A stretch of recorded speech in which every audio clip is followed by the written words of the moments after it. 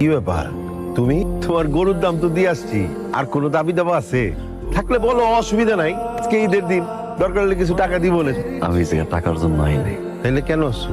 গরুটারে নিজের হাত দিয়ে পালছি তো, এই হাত দিয়ে খাওয়াইছি, গোসল করাইছি, আদর করছি তো, এটার মতো দেখতে আইছি। ভালো ভালো করছো, ভালো করছো। চলো, ওই কোরবানি টোরবানি হয়ে গেলে কোরবানির মাংস নিয়ে যেও। আসো। মাস্টার এরা তোরে ঠিকঠাক মতো আদর করছে, কথা কবি না, রাগ করছো, আমি তো ভালো নাই রে। তোরে ছাড়া আমি কেমনে ভালো করি,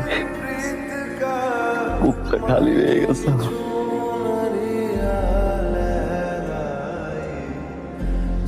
ভাইজান, কোরবানি যেহেতু দিবেন, আমার মাস্টার রে আসতে পালাইয়েন, যাতে ওর জানটা কষ্ট না পায়।